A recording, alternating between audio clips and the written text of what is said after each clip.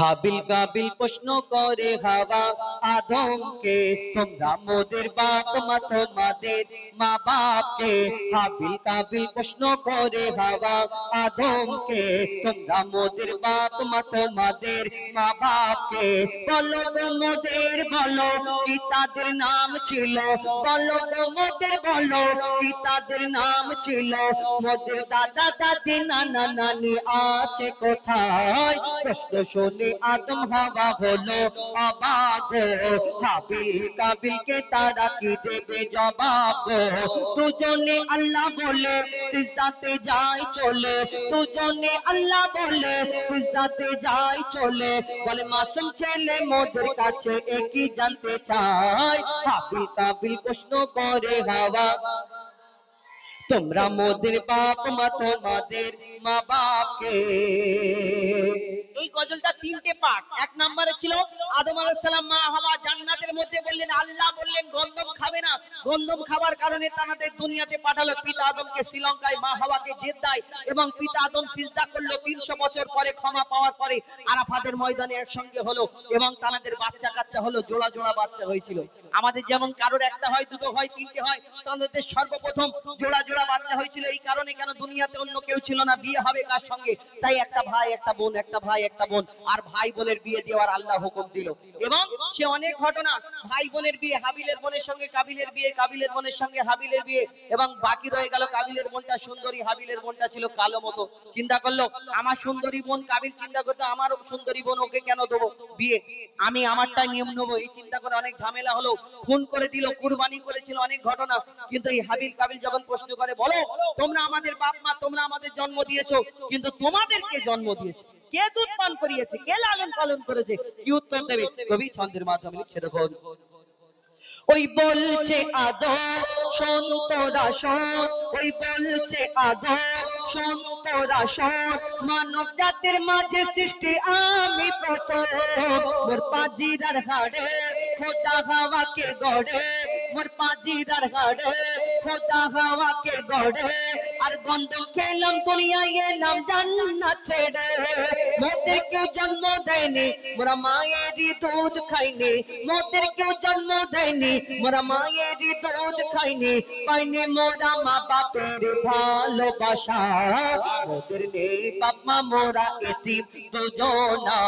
মা বাপ কি মোদের জানা হলো না, দুজনে এতিম মিসকিন, নেই মোদের মা বাপের ঋণ। দুজনে এতিম মিসকিন, নেই মোদের মা বাপের ঋণ। তাই মানব জাতির পিতা মাতা মোরা দুজনা।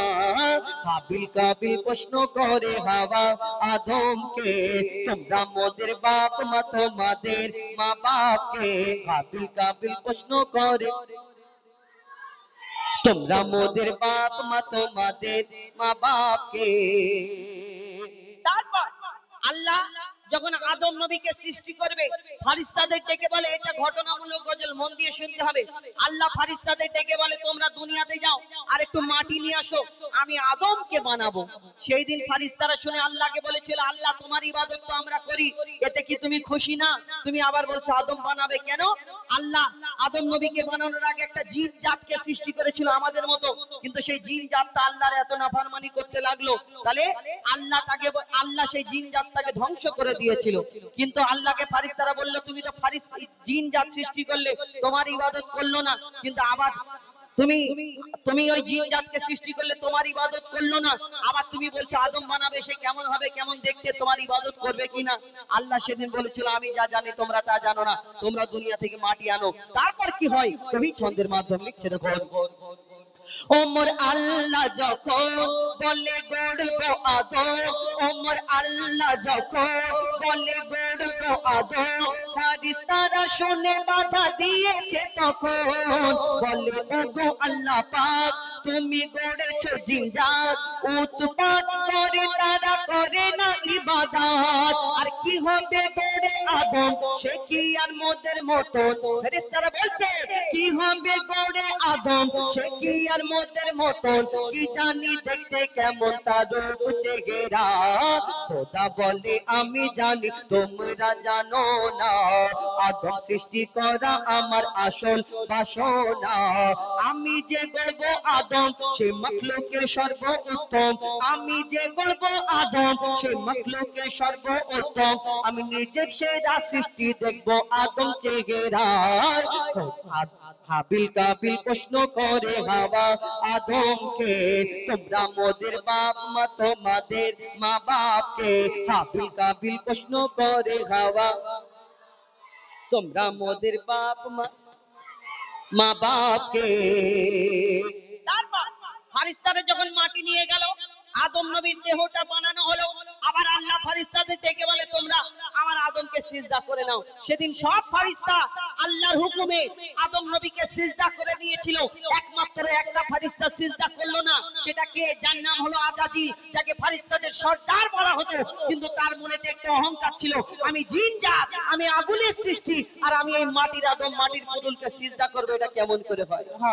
আল্লাহ তার প্রতি তাকে সেদিন সেই আজাজিল কিন্তু সেদিন সিজদা করেনি তাহলে এই আজাজিল কেন সিজদা করলো না সবাই যদি আল্লাহর হুকুম মেনে নিল আজাজিলটা তাহলে কে আজাজিল হলো সেই জিন জাতটাকে আল্লাহ যে ধ্বংস করেছিল তার মধ্যে একটা ছোট্ট বাচ্চা বেঁচে রয়ে গিয়েছিল এই বাচ্চাটা আল্লাহর ইবাদত করতে করতে করতে করতে কম বেশি 6 লক্ষ বছর ধরে ইবাদত করার পরে যার নাম হলো আজাজিল যাকে ফারিস্তাদের সর্দার বানিয়েছিল আল্লাহ কিন্তু তার মনেতে অহংকার রয়ে গেল আমি জিন জাত আমি আগুনের সৃষ্টি আর আমি এই মাটির পুতুল মাটির আদমকে সিজদা করবে এটা কেমন করে হয় তাহলে আল্লাহ সেদিন তাকে আর আজাজিল রাখলো না ফারিস্তা রাখলো না তাহলে সেই আজাজিলকে সেদিন কি করে দিল কবি ছন্দের মাধ্যমে শেষ কথায় লিখছে দেখুন দিল আল্লাহ আওয়াজ শোনো শোনো সব আওয়াজ দিল আল্লাহ আওয়াজ শোনো শোনো সব আওয়াজ দেখো আমার গড়া সৃষ্টির সেরা মাখলুকের তাজ এই মুর্শিদের আদম একে গড়েছি এমন সারা কায়নাতের জ্ঞান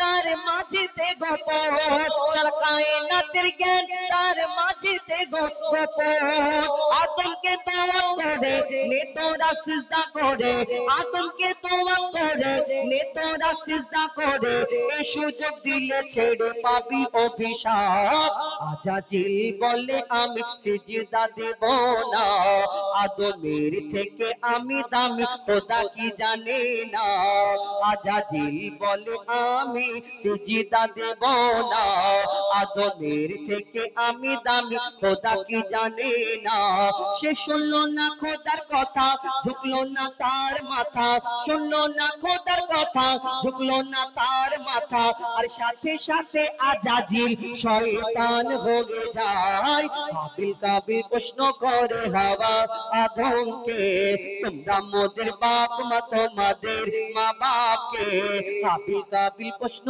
করে হাওয়া আদমকে তোমরা মোদের বাপ মা তোমাদের মা বাপ